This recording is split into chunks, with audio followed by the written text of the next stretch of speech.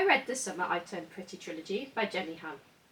So, Team Conrad or Team Jeremiah?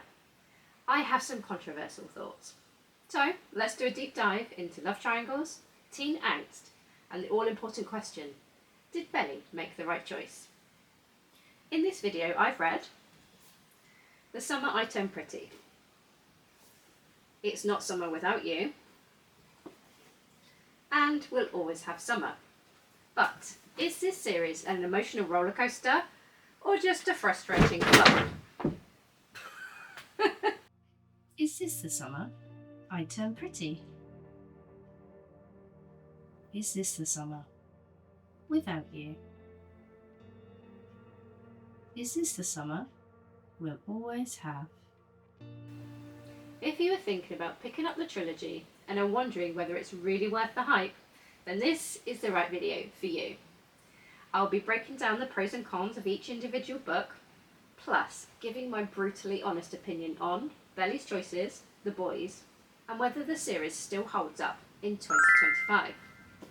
And yes, I will have to finally decide whether I'm Team Conrad or Team Jeremiah, once and for all.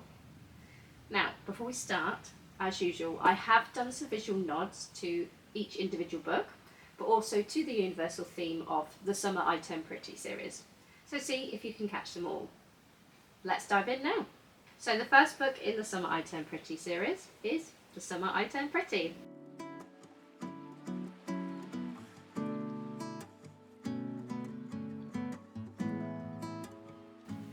Isabel Belly Conklin spends every summer at the Fisher's Beach House, which is located at Cousins Beach, a fictional coastal town in the USA. Belly, her brother Stephen, and her mum Laurel stay with the Fishers, who are Susanna, Conrad, and Jeremiah, to spend and enjoy the holidays together. However, this summer feels a little bit different. Are the boys finally starting to see Belly as anything other than a family friend? So what are some of the good parts of the book? First of all, I really like the front cover. I think it really shows what the book is all about. So you've got teenage, summary, the first flushes of love, plus the book I think portrays being a teenager very well.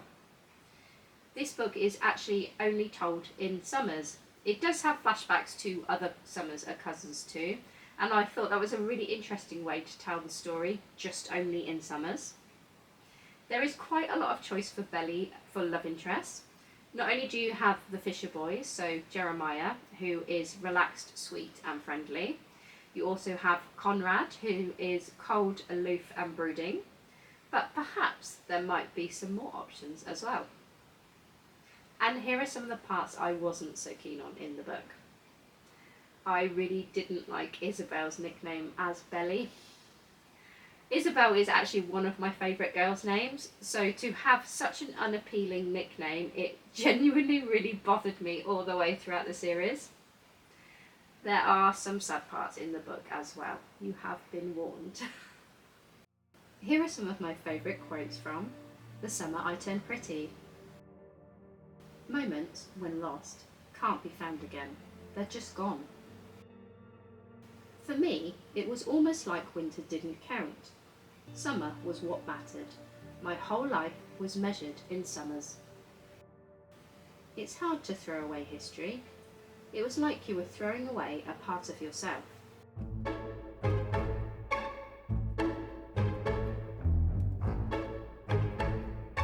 So before we move on, just make sure you have all the nods to the book.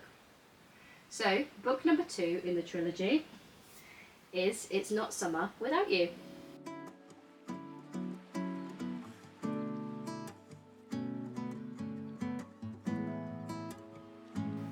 Here is your friendly spoiler alert. If you haven't read up to this point in the series yet, some of the natural plot lines might be spoilers for you. Belly gets a phone call from Jeremiah, who lets her know that Conrad has gone missing at college. Jeremiah asks Belly for her help in tracking Conrad down. Although Belly does have conflicted feelings still towards Conrad, she knows that she has to help. So Belly and Jeremiah embark on a road trip to see if they can find him. So what were some of the good parts of the book? The love triangle ramps up in this book. Belly has always had feelings for Conrad, but is there a chance she might have some feelings for Jeremiah now too? There is a part I really liked involving Belly and her mum, but no spoilers. There's not only Belly's point of view in this one, but there is the point of view of a fisher boy, and that was really welcome. It really changed the perspective of the narrative. At this point, I definitely had a favourite fisher boy in mind for Belly, so I was really interested on how the trilogy was going to end. But what were some of the parts I wasn't so keen on in the book? I would say that this book has definitely less of a happy summary vibe to it, and more of a sadness, angst and grief sort of vibe. I also wasn't keen on some of the actions that some of the characters did throughout the book either. Here are some of my favourite quotes from It's Not Summer Without You. I will never look at you in the same way ever again. I'll never be that girl again. The girl who comes running back every time you push her away. The girl who loves you anyway. How do you regret one of the best nights of your entire life? You don't. You remember every word, every look. Even when it hurts, you still remember. I didn't want to make the same mistake my parents made. I didn't want my love to fade away one day like an old scar. I wanted it to burn forever. So the last book in the trilogy is We'll Always Have Summer.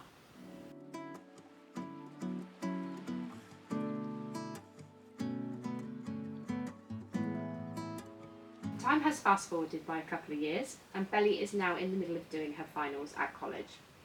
The Fisher boys are still in her life, however they are both keeping a big secret from her. Will this finally help Belly decide who is the right boy for her, or is it just going to confuse her even more? So what were some of the good parts of the book? You have all the main characters as previous, however now obviously Belly is at college, and so you get more mature storylines and it does feel a little bit less teenagey. Yet again it is mainly told from Belly's point of view, but you do also get another Fisher point of view as well. You do finally get a conclusion to the love triangle. Who is Belly going to choose? And here are some of the parts I didn't necessarily like in the book. Like I said, time has been fast forwarded by a couple of years, and I don't have an issue with that per se, but it does mean that we miss out on a really important thing in the book, and I feel that's such a big shame for readers of the series. This book felt too messy to me. For example, no spoilers, but a particular character's plotline, I felt like the author did them dirty, to be honest, and it didn't really feel genuine to what I felt the character would do. I felt like they deserved better. In addition, I also thought I didn't particularly like how some of the characters reacted to some of the situations in the book either. Here are some of my favourite quotes from We'll Always Have Summer. He didn't give me flowers or candy, he gave me the moon and the stars, infinity. Maybe that's how it was with all first loves. They own a little piece of your heart, always. I've only ever loved two boys, both of them with the last name Fisher.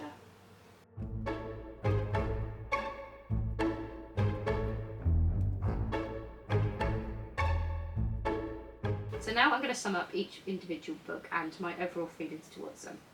So book number 1 was The Summer I Turned Pretty. This book really does embody what it's like to be a teenager on the verge of their first kind of crush.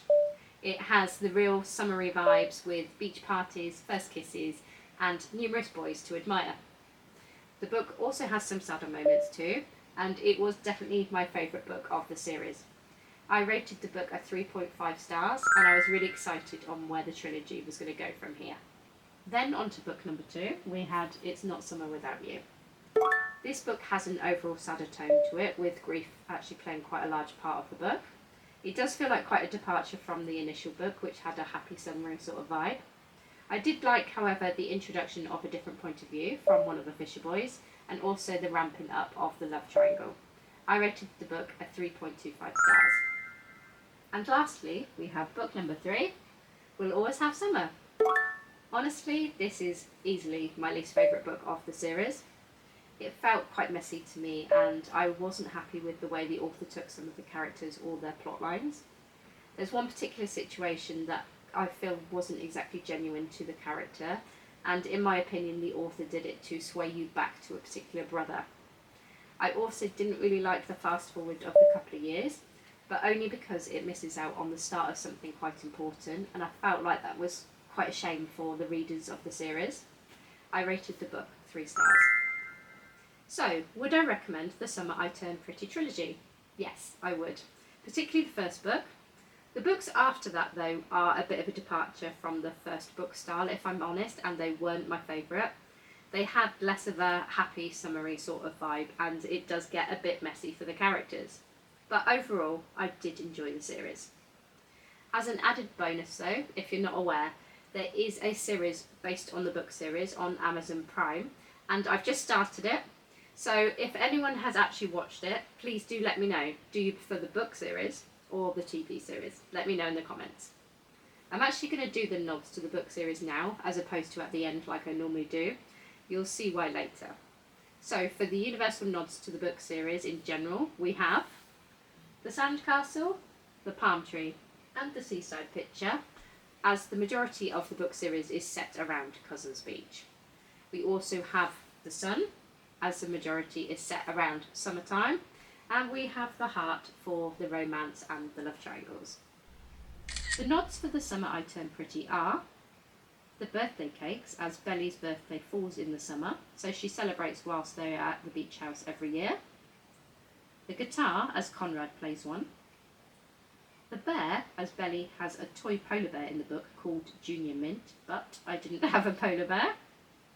And a whale, as a character in the book works on a whale watching boat. For It's Not Summer Without You, we have the following nods. We have the lemonade, as Belly describes a kiss like cool lemonade. The Simpsons, as Conrad's favourite mug has the Simpsons on. And the infinity necklace, as it is mentioned in the book. And finally, for We'll Always Have Summer, we have these nods. The infinity necklace again, that is featured in the story again. The unicorn, as Belly receives one as a gift. The surfboard, as Conrad has an accident riding one. And the moon and the stars, as Belly watches them with a fisher brother. I hope you've liked the video, and if you have, please do like and subscribe. It really does help out the channel a lot. Hello. Come here. Hello. Hi. You want to cuddle? Hi. Oh. So now we've come to the time of the video where I tell you which of the Fisher boys I feel Belly should be with. I've deliberately left this part of the video until the end in case you see this as a bit of a spoiler, so do feel free to click off if you feel you want to. I was a huge fan of Jeremiah throughout most of the book series, but there is a part in the third book where I just couldn't root for them as a couple anymore. In addition, I found Conrad to be cold, aloof and brooding, and even though he changes in the third book, I feel like I didn't really understand Belly's attraction to him, and by that point I had already decided he just wasn't for me. So, you know what? I'm actually just Team Belly. I'm not sure I would pick either of the boys, and I know that might be a bit of a controversial stance and maybe a cop-out, but I feel like Belly deserves better. So, what do you think? Are you Team Conrad or are you Team Jeremiah? Or are you Team Belly like me? Let me know down in the comments and why.